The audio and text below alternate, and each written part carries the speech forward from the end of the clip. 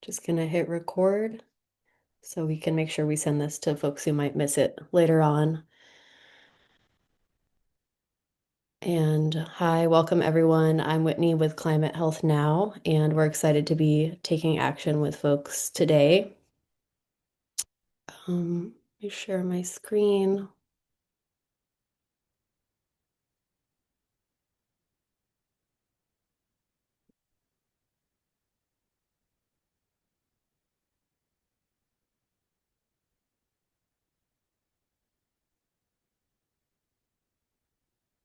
Keegan, let me actually make you co-host as well. Maybe I can't because I think since Ashley's here. Just Ashley, if you want to support with letting folks in, because I Yeah, can't. yeah, got it. But welcome everyone. We're super excited to have you here today to be taking action together. I'm Whitney with Climate Health Now, and this presentation, it also happens under the umbrella of our 501(c)(4) organization, which is called Climate Health Now Action Fund, and is our sister organization where we can engage in advocacy opportunities. So today we'll be doing some intros. We'll learn a little bit about how our teams are structured here at Climate Health Now Action Fund. We'll take a quick look at our policy platform, and then really we'll spend most of today taking action together, and it will involve getting out our phones. At least when I took a look at the slides, I think we're going to be doing some calling, so that will be impactful. And then we'll look at some upcoming events and how you can get involved, and then we'll close out. So to get us started, if you'd like to just drop your name, pronouns if you'd like, and where you are in California and your role in the health community in the chat, we can take a look at that and yeah, get to know each other a little bit. So, Climate Health Now Action Fund has two volunteer teams who really take the lead on advocacy. Those teams are called Climate Avengers and Fellowship of the Green, and they meet at two different times to basically help lead our organization and engage our members in different advocacy actions. So just to put some faces to our teams, you could see here Climate Avengers, we have three members, and then Fellowship of the Green, we currently have four members. And we're also supported by team coaches, Lisa Chang and Ashley McClure, who's our executive director and on this call as well. And we also, these members essentially engage our broader membership in various advocacy opportunities. And we're always recruiting for our teams, and we'll get into that in a little bit as well. We also move through a process in which we essentially choose what themes we want to engage around in terms of our advocacy. And in that process, we meet with a number of folks who are employed at different environmental justice organizations throughout California and essentially meet with them to better understand what issues are at play any given legislative cycle. And that helps to inform our priorities throughout the year. We are also guided by our policy platform, which currently is the U.S. Call to Action on Climate, Health, and Equity. You can read some of the main points here.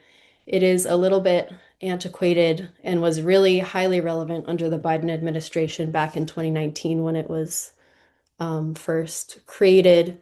As you can see, the first one is meet and strengthen U.S. commitments under the Paris Agreement. We really wish that was still more in play than it is currently.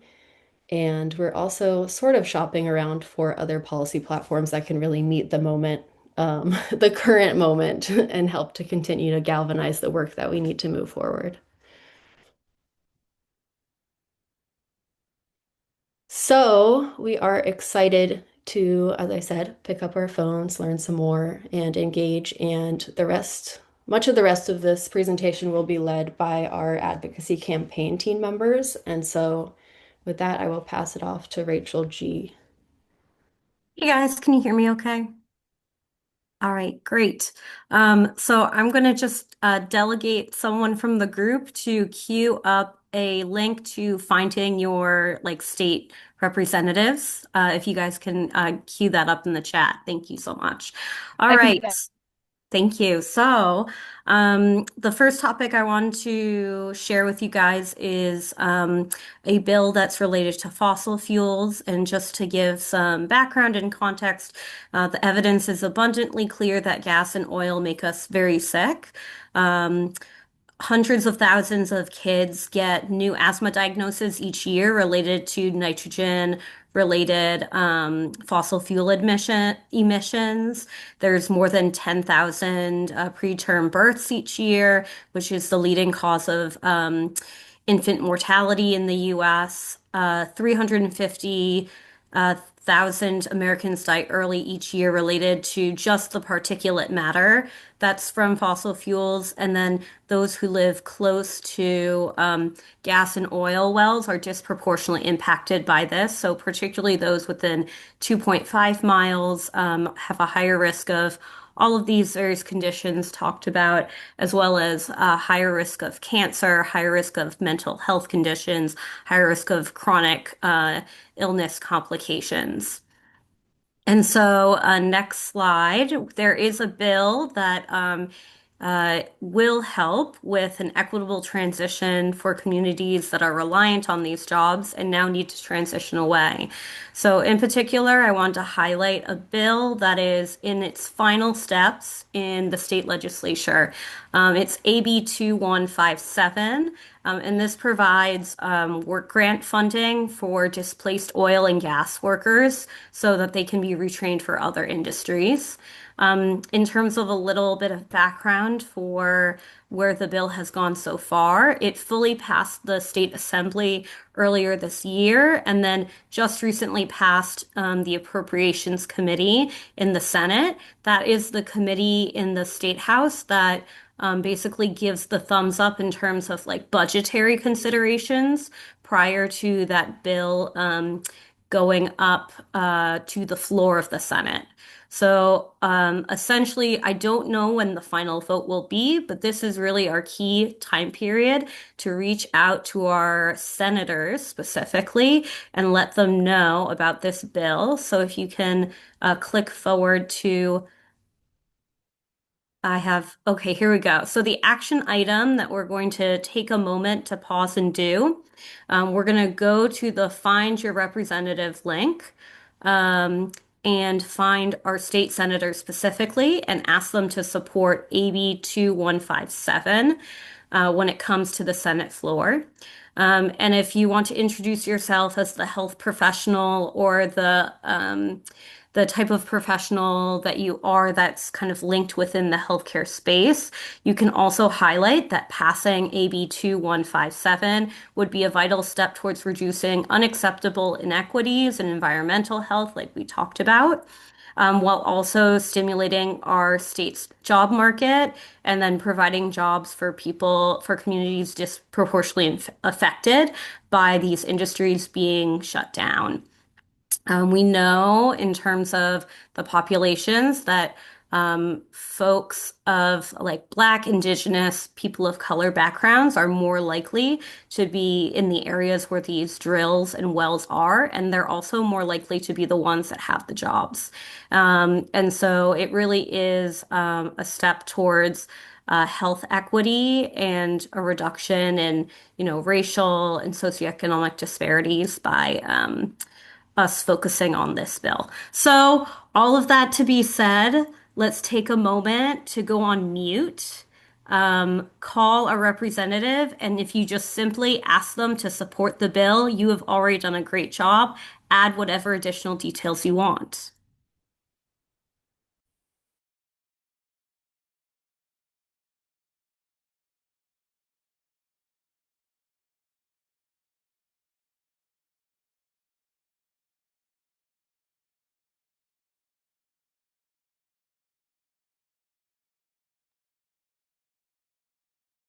Yeah, thanks, Bill. Just very important to note, we're calling senators for this bill. So when you're finding your representative, find your senator, and then call them at their office, not the assembly member yet.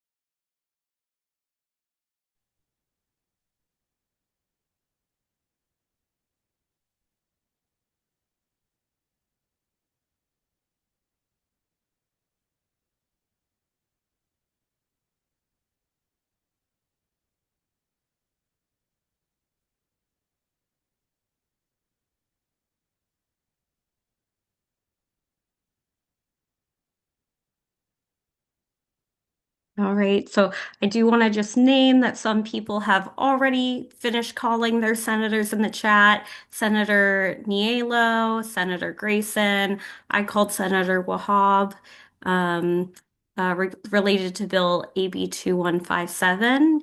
Um, Great job, everyone.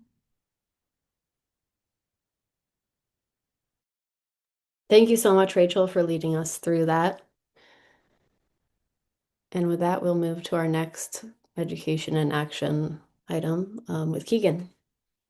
Thanks. Hi, everybody. My name is Keegan Bowers. I am, if you saw in the chat, a pediatrician here in the East Bay, and working with Climate Health Now to help support a bill that is working to help reduce plastic pollution in a nice, equitable way here in California. To get into some of the details about why it's important, I have to go into a little bit of a science and history and equity lesson. So bear with me, but hopefully, if you haven't heard me talk about this before, you'll learn a little something along the way. So to start, it's really important to understand about plastics that it is a general category. There are many different kinds of plastics, but overall, it's kind of roughly defined as synthetic materials that are made from organic polymers. And 99% of those plastics are made from non-renewable fossil fuels. So some of the things that Rachel was just talking about with the health impacts of oil and fossil fuels also play into plastics, but plastics has a much wider scope outside of that as well. If you're not aware, plastic production is rapidly increasing. Since 1950, we are producing 20 times more plastic globally, and that number is estimated to increase substantially with about 1.2 billion tons of plastic to be estimated produced annually globally by 2060. There was a study in 2010 that already noted that there's about 8 million tons of plastic in the ocean. One of the problems with plastics is that less than 10% of it is currently recycled. And of that 10%, 1% is recycled more than once. So where does the plastic end up? 50% of it ends up sitting in landfills, about 20% of it is still burned, and another 20% of it ends up in oceans and environments. And this is a global issue, but plastics in California is also an issue for us. California on its own generated about 2.9 million tons of single-use plastics in 2023 alone. If you were to take the plastics emissions globally from the cycles outside of oil, it's comparable to the third largest producer of greenhouse gases, the country of India. So this is a huge environmental burden and health burden that we're going to talk about a little bit more. Next slide, please. So this is a study from a UCLA Luskin Center looking at the burdens of plastic. And specifically looking in California. California is a leader in decarbonization, but does host some major fossil fuel extraction operations and is one of the highest producers of plastics in the United States. Contains about 10% of the nation's plastic manufacturing establishments. We have about 14 active petroleum refineries, which is also about 10% of the nation's refining capacity. It's the third most of any state. So we produce about 112 million barrels of crude oil in our state alone. We also are a big plastic producer. We make up about 4.6 of, or plastic production makes up about 4.6 of our manufacturing establishments. A good amount of hiring that is also kind of related to what Rachel was saying with those jobs. And so what this ends up doing is creating a lot of plastic burden throughout the life cycle. We're talking about the oil extraction process, the plastic production process, and then of course the plastic waste. And what this map here is showing is the burden of all of that life cycle on the different areas in California.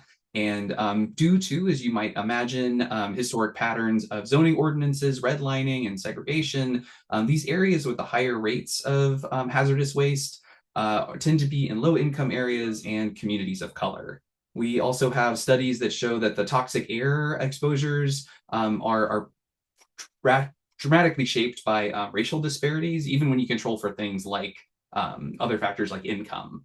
And there's also illegal waste dumping from external entities that are trying to offload some of their garbage capacity cheaply, which is also more likely to occur in communities of color. So this is definitely an health equity issue and a California issue.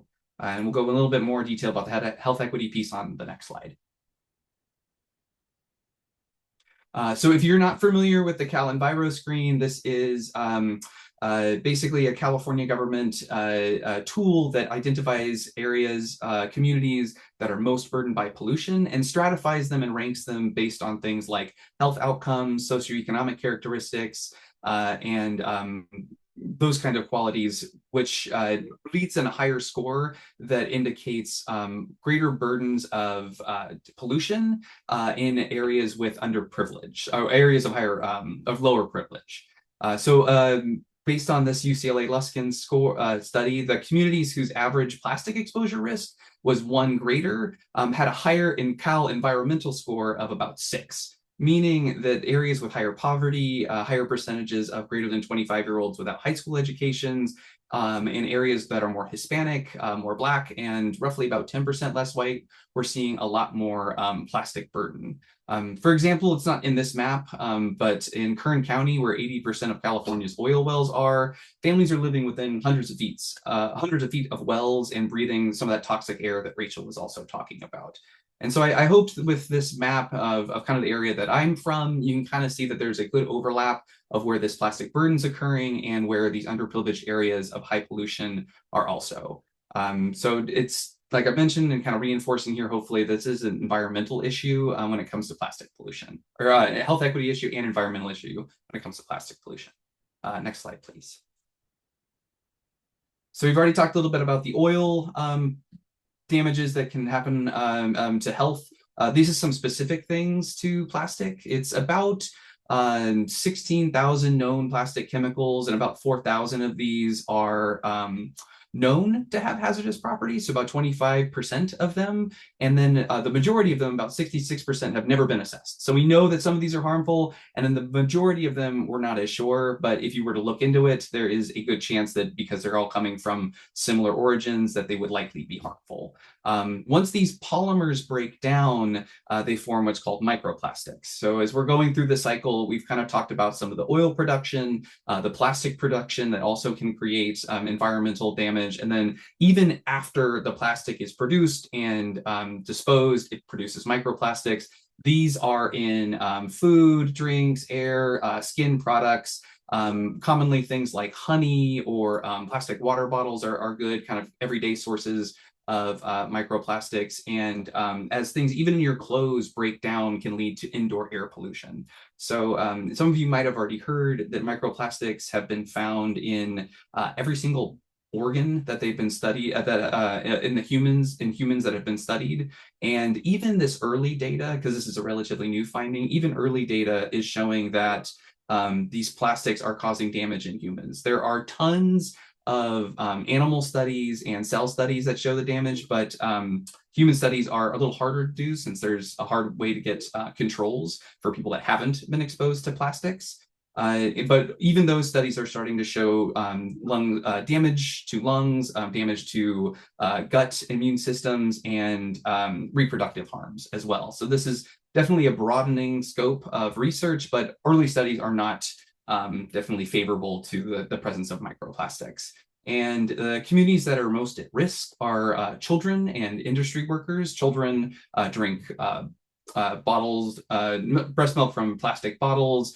There is microplastics found in formula, and they also breathe more rapidly than adults do, so they're more exposed to air microplastics. And then, of course, industry workers that are directly in contact with where these things are being produced.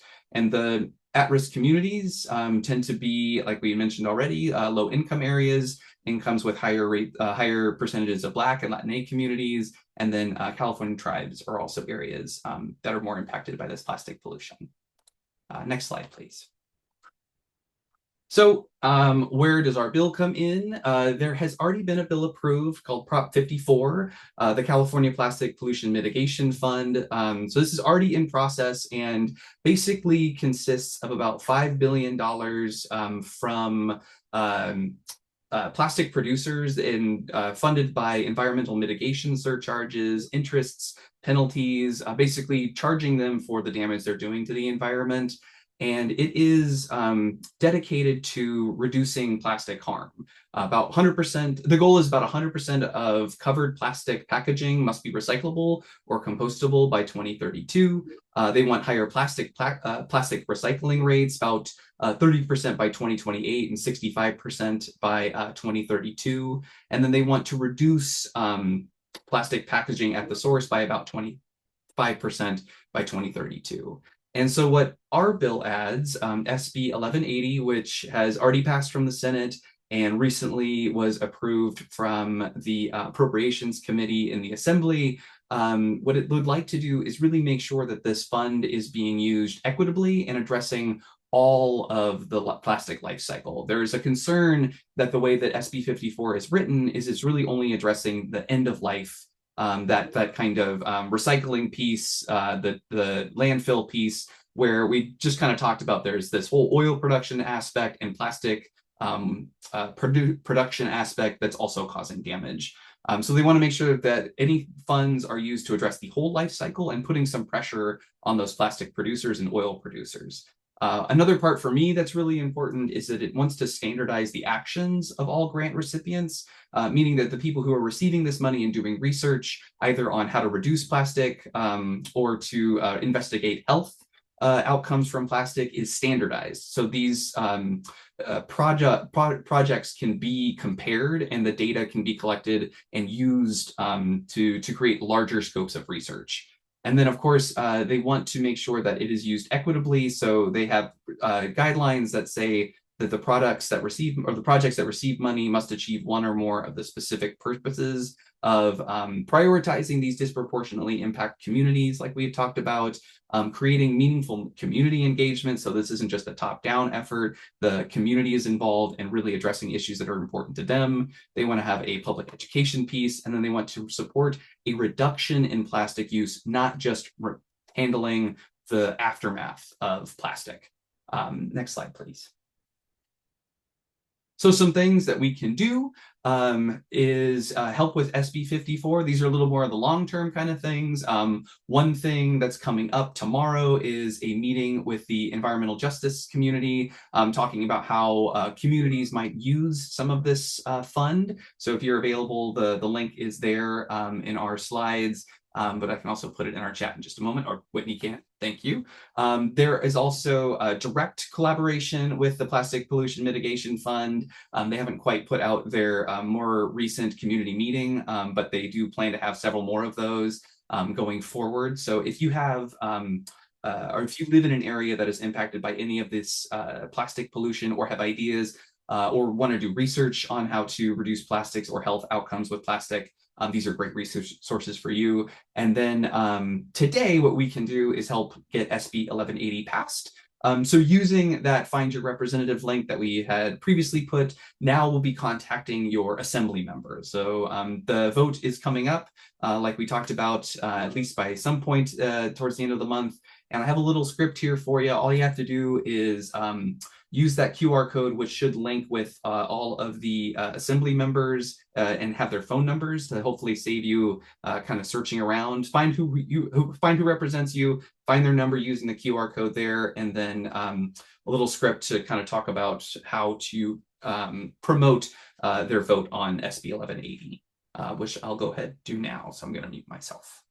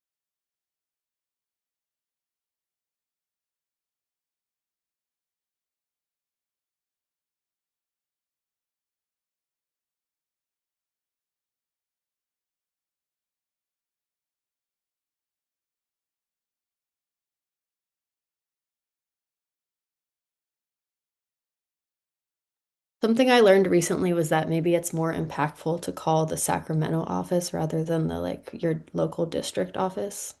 I don't know if anyone has thoughts on that and if that's true, Wendy. I've also heard that you should just call both. But I mean, in Yeah, better general, both, I guess, but if you had to choose one, yeah, I think probably Sacramento. uh-huh. Okay, thanks. I just got done calling. Looks like other people are calling. We have Bauer Kahan, Assemblymember Krill. Looks like a few of us called Buffy Wicks and Josh. Want to thank you all for reaching out and bearing with me. I was getting alerts for my job and it was popping up in front of my text. So thank you for bearing with my chaotic presentation and helping support some plastic pollution reduction in California. Thank you so much, Keegan, for that really detailed presentation. Albeit a bit depressing, but thank you for giving us a lot of information and helping us take action. So passing it off now to Wendy. Hey everybody, I have three bills to cover, so I'm going to try and go fast. I am following in big footprints from Rachel and Keegan. You guys did such an amazing job. So, AB 40 was actually like a rewrite of a totally different bill. And it was presented by Mia Bonta, who represents Oakland, and though not all of it. And it's around this coal transport terminal at the port in West Oakland that has been threatened for the past 11 years, and people in the community have been doing everything they can to fight it. But they wound up losing a lawsuit in January, and now the Trump administration has promised an additional 75 million to I think they already had 125. And so we've actually learned that it's not just people in West Oakland who are at risk. It actually is people all along the rail lines because they have to use open cars because otherwise methane gas accumulates and there's combustion. So everyone along the rail line is exposed to this dust and it in significant quantities. And I was thinking, can I do like a quick poll for PM 2.5, which is the main risk with the coal dust? Who who thinks it's the size of a grain of sand? Who thinks it's the size of a bacteria? Who thinks it's the size of a virus? And you can answer out loud or in the chat. Okay, we've got virus, virus, virus, virus. Um, no, it's actually closer to the size of a bacteria, though bacteria do vary in size, but it is small enough to be able to get right down to the base of the lungs, whereas something like a grain of sand can is heavier and it gets stuck to the mucus on the side of the walls. If it doesn't get caught by the mucus, it gets stopped by cilia.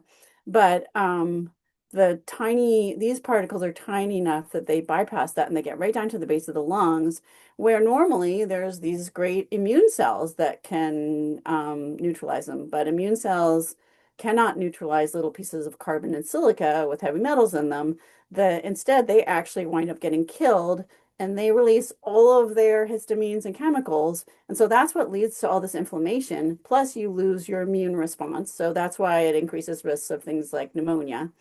And then it gets into the bloodstream and chops up the blood vessels and gets to all the organs where it causes mutations and increases cancer rates and gets to the brain and helps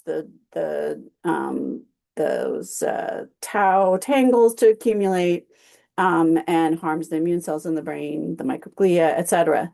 So you may not need this, but like I needed this because I just keep reading, well, it causes oxidative stress and it causes mutations and it causes cancer, but I just like needed to know why.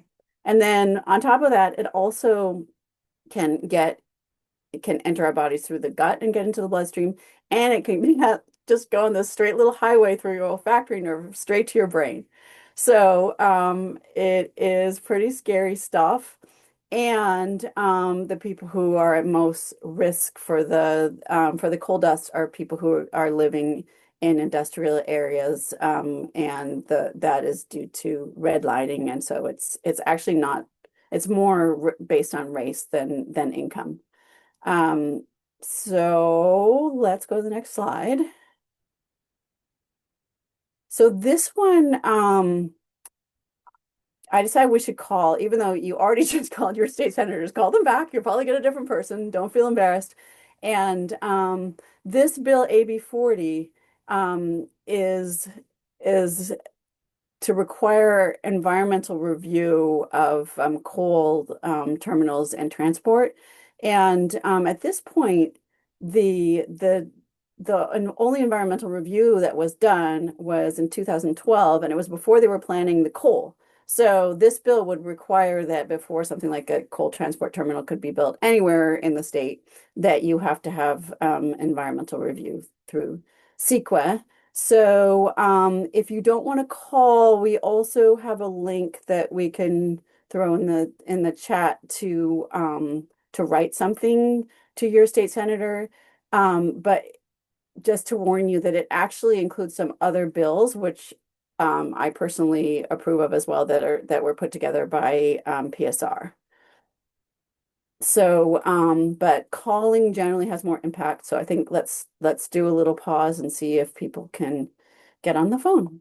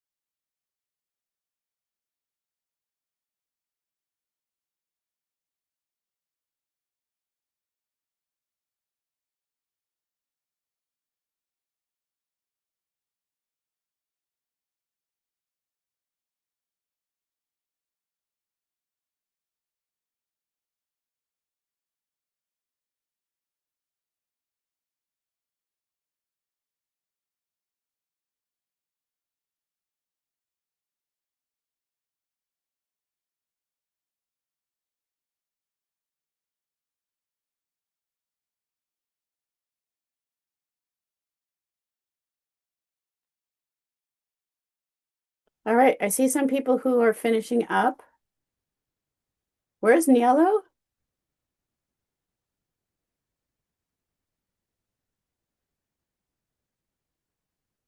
Nilo Sacramento. Ah,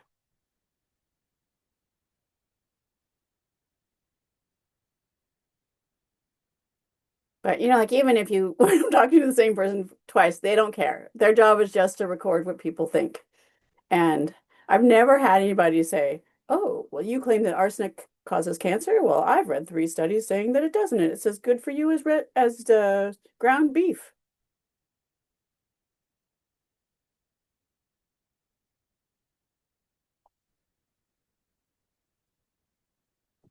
I forgot. I think I just called Eric Gein, who is my senator, and he really something to celebrate is he co-sponsored it actually.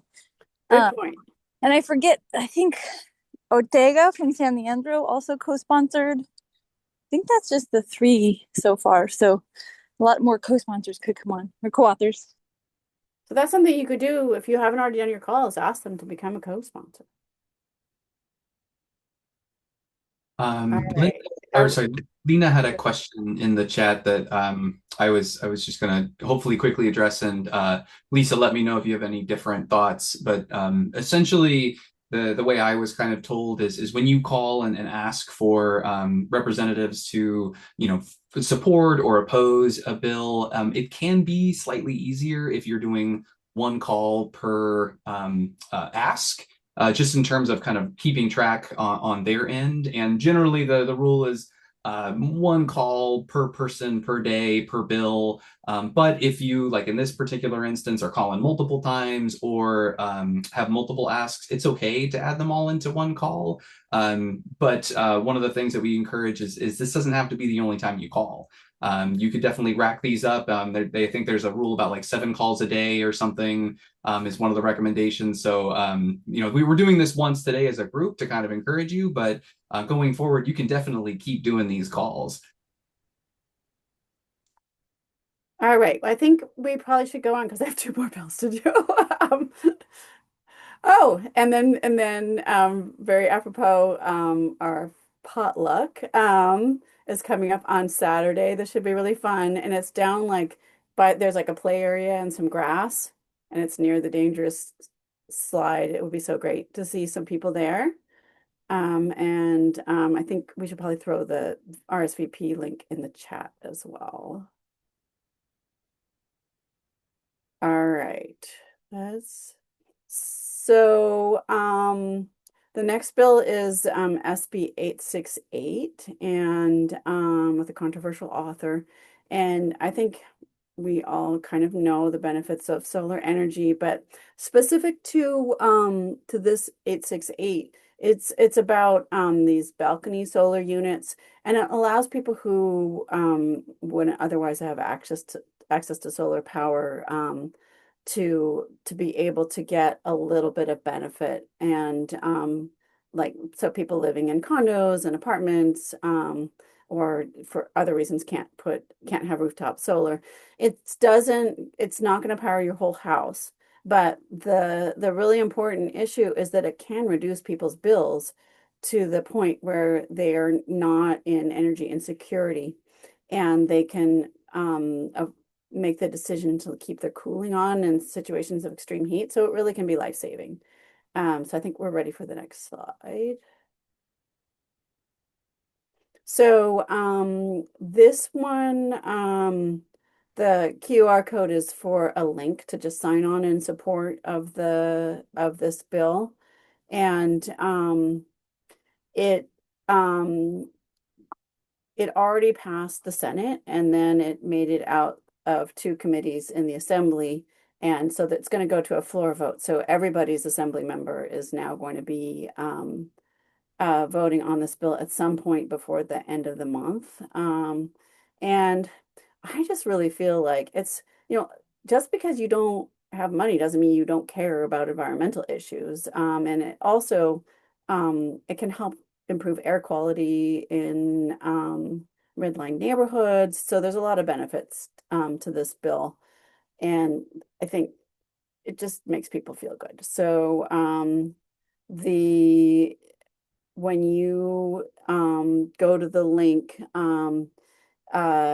I advise personalizing it and specifying that, they'll know where you live because of the way the link works, but specifying that you like what kind of a health professional you are and a little bit about why you care about this, and then just leave the rest of the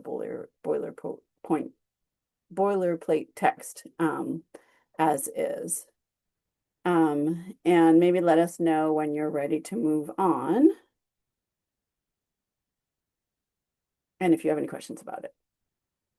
Yay, Lisa, I like your comment about asking everybody to call about this. And looks like people are sort of finishing up.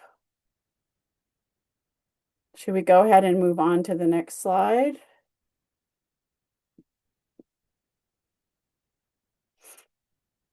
All right, so this is the last one, and this is SB 954. this one's kind of complicated, but last year at the very end of the session, there was this bill called I think it was SB 131 that the was kind of rushed through and people didn't really realize what was included in it. And the idea was to make it easier to build housing, but it took away the oversight for advanced manufacturing by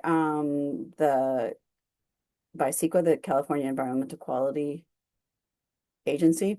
And so you could just put in like a plastic incineration plant in a neighborhood and not let anybody know and not go through any kind of environmental review. You could do like battery recycling. You could like, I think you could just like have a lead smelter like right next to a school.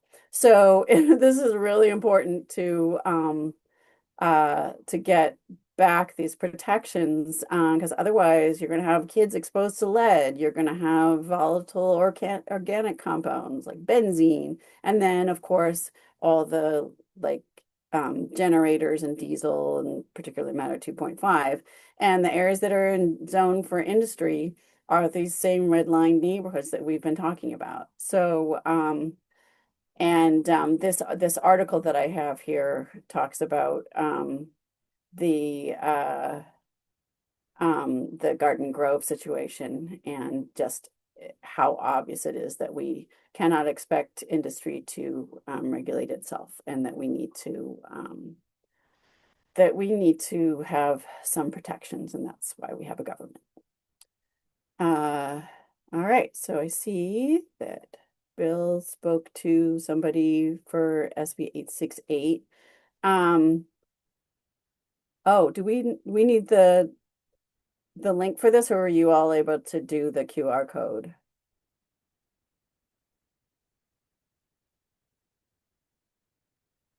Sorry, I just put it in there. Okay, Wendy. great. All right. And any questions about these, please? I know this is kind of a lot for a short period of time. But it's just this is the time. Like we didn't know what was going to get out of committee. Now we know, and then now we have 2 weeks till everything's over.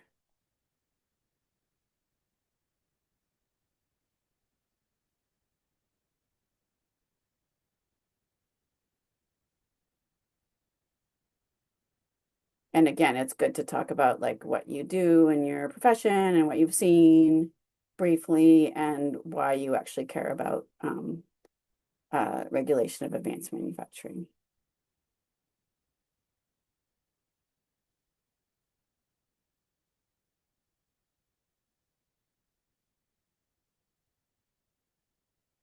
And I think that's it for me. Thank you so much, Wendy. Really appreciate you and all the knowledge you share and taking some impactful actions together. If anyone is really inspired by this, again, as I mentioned at CHN, all of our teams are really volunteer-led and driven. And so our presenters today are all volunteers, and it's really awesome to have them supporting. And if you want to engage more deeply with this work, you're welcome to fill out this advocacy interest form, and we'll be in touch with you. There's certainly no lack of opportunity, as you all can see. Let me see if I can find. It looks like I'm not able to get the link to that, so I will send it out as in the follow-up email along with the recording and the slides, so you all can fill it out then as well. But now I'm excited to transition this to Mayuka, who is one of our campaign liaisons for CHN, meaning that she works with kind of an external campaign and is the liaison to Climate Health Now Action Fund to help to engage our members around that campaign. And with that, I will pass it to you, Mayuka, to tell us more about the Clean Heat campaign. Thank you, Whitney. It's really nice to meet everyone. And like Whitney said, I'm currently a liaison with the Clean Heat campaign, and I work with the SoCal Clean Manufacturing Coalition. And I'll briefly go over this because I know we're kind of running out of time. but currently there's a big problem with gas-fired boilers across Southern California, and this campaign primarily works with the South Coast Air Quality Management District. And right now, there's about 1,800 gas-fired boilers across the South Coast and about 800 facilities.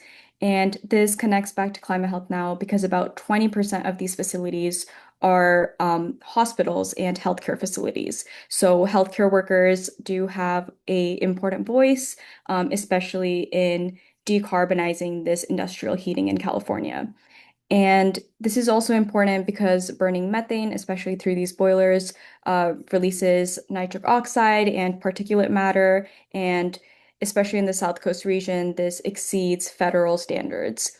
And in 2024, they established Rule 1146.2 in order to target smaller boilers, but now we're working on a bigger project in order to establish zero emission industrial heating via rules 1146 and 1146.1. And there's a number of advocacy events coming up in the next 5 to 6 months focused on persuading some of these assembly members and anyone else in charge of making rules with the SEAQMD. And we especially need help with building pressure and mobilizing in order to communicate how public health can be positively shaped by these rules and decarbonizing industrial heating. And there's opportunities involving hearings, rallies, sign-on letters, resolutions, op-eds, and we're just looking for more people to share their voice and perspective. And the next slide has interest form. And this isn't binding. We'll just connect you with any opportunities based on your interest and availability and send out more information in the coming months. But yeah, I hope everyone enjoyed it. Thank you. Thank you so much for presenting on that, Mayuka. So anyone who's in, I think you saw the map on the previous slide, but kind of the LA Riverside broader region, this especially concerns you. And yeah, as you heard, the campaign's really looking for some health spokespeople to be able to leverage their health voices and amplify and kind of further legitimize the campaign. So if you want to share that with folks who you might know in the region, that would also be really helpful.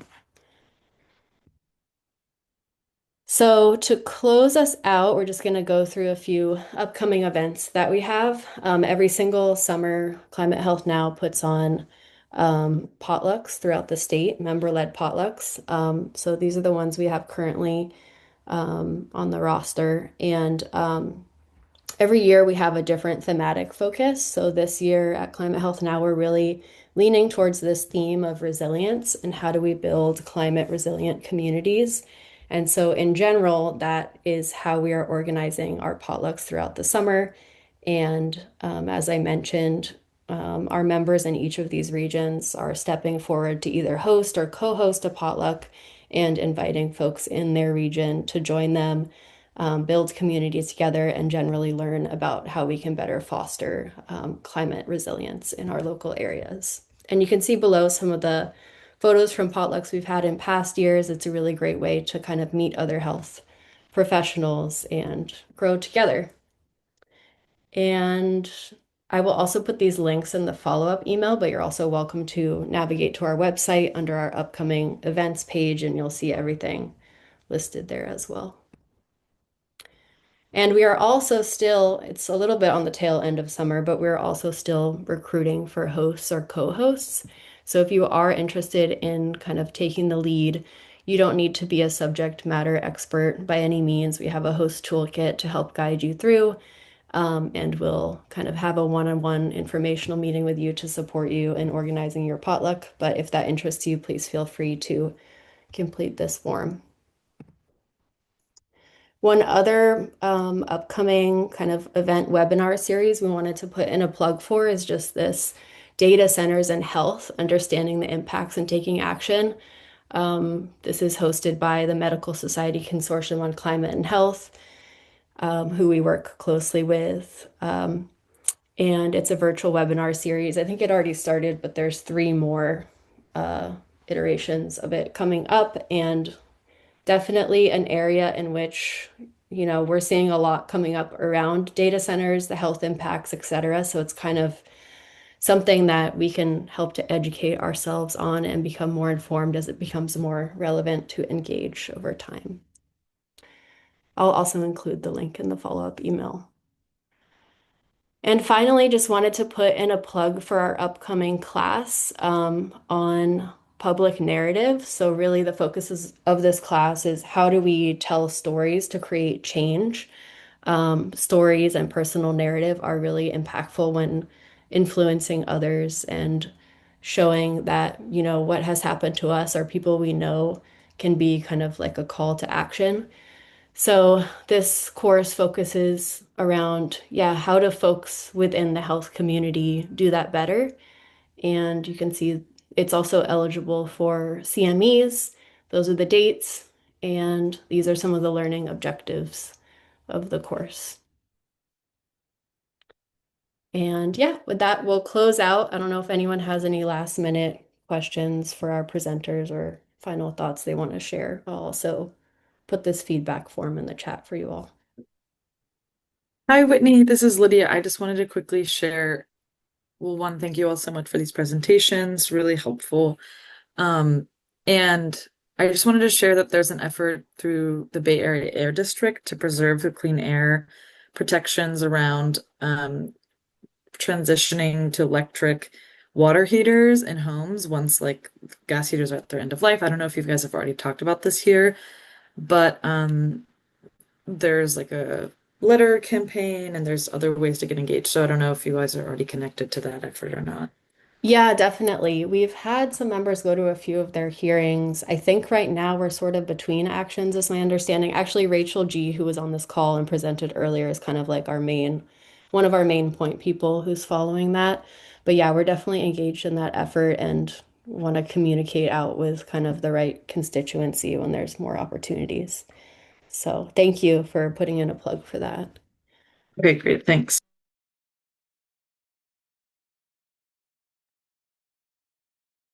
All right, folks. Well, thank you so much for joining today. Thank you so much to our presenters. I don't know about everyone, but I felt like I made a small difference. So that adds up. Thank you all. Really appreciate it. Have a good rest of your day.